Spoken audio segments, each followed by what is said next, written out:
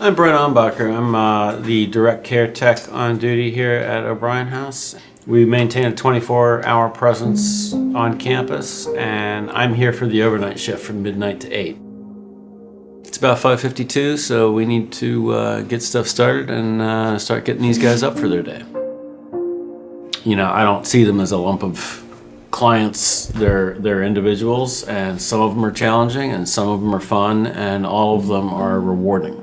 Morning, gentlemen. 6 o'clock. Tony, be up, please. I get the opportunity one-on-one with guys at like 3 o'clock in the morning when they're having a rough night. They can come down and talk to me, and we're not interrupted. So that's the payoff for me, is being able to, you know, I'm in recovery myself, so I get to give back what was given to me when I was brand new in the program and I was just getting sober. I've been involved in recovery for about 2 years, and they always say that, you know, the next time you drink it will be the worst, and that's probably the most true statement I've ever heard. And I'm very thoroughly convinced that if I hadn't come to O'Brien House, there's no telling where I would be. I've been here, I got here on April 19th, and I'll be graduating next month.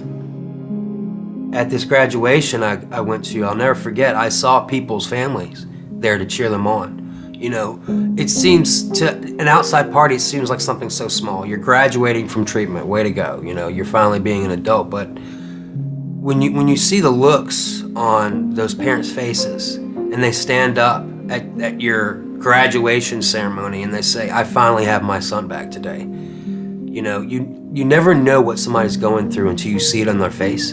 You know, you could try to imagine how they feel all day long, but until you see the tears in their eyes and see that they lost something a long time ago, but now they have it back, I wanted that. I not only do I want my family there, I want to feel like I have me back. When I first was asked, did I want to come to O'Brien House, my initial response was no. I don't want to go somewhere where somebody's going to tell me what to do, when I could have a phone, this kind of stuff. And the more I realized I needed help, the easier it was to come here. It didn't make my initial start any better, but I was scared. I was nervous about sleeping in the same room with somebody. Then as I gradually went through the daily program here and became accustomed to being around people that were trying to help me instead of rob me. And, you know, staying here at the O'Brien House, the first thing that I liked when I came in is we had a dry, safe place. The beds are comfortable. I mean, they're nice. I mean, if you're used to living day to day out on the streets, anything like that, it's like God's answered your prayers almost. I mean, you come to a place to where you get hot breakfast 5 days a week, not trying to hustle up money to get something to eat or even doing without eating. I say a good month stay here, it taught me, I started seeing the other side of life, you know, the way you're supposed to do things, and just being a part of society again.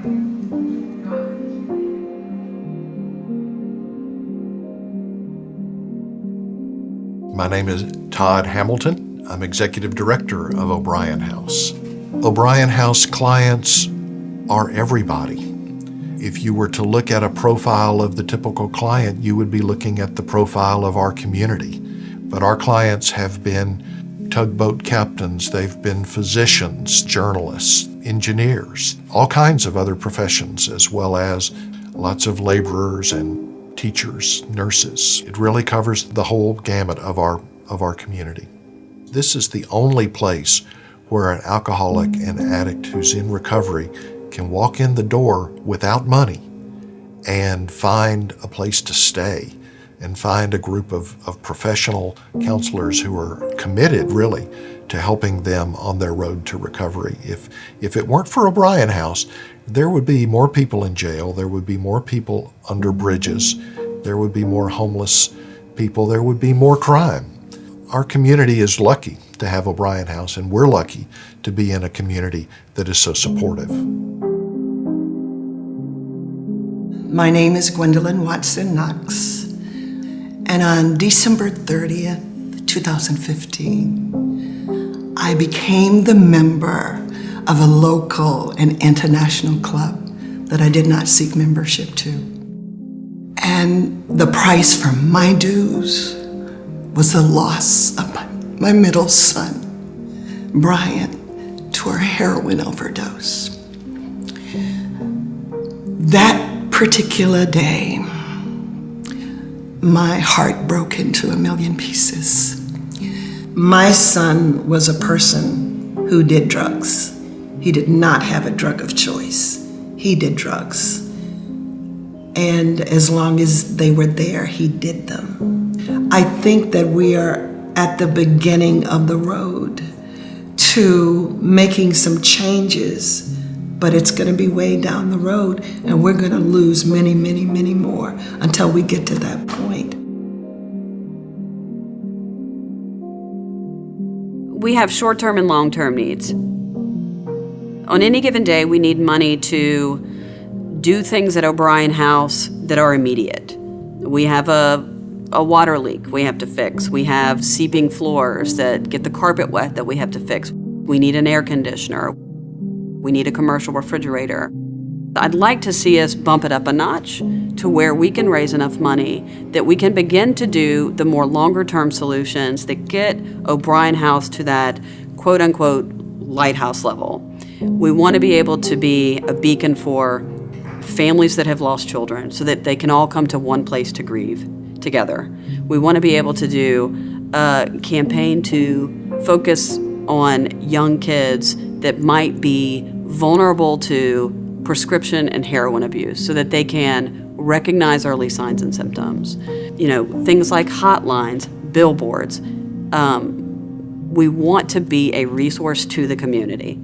And we can't even begin to talk about those things because we're stopping up the holes that are leaking.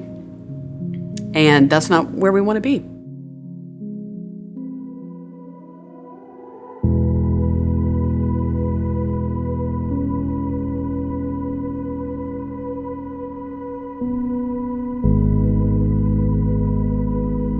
This is our monthly O'Brien House graduation. It's my favorite day of the month, and I'm glad you are all here.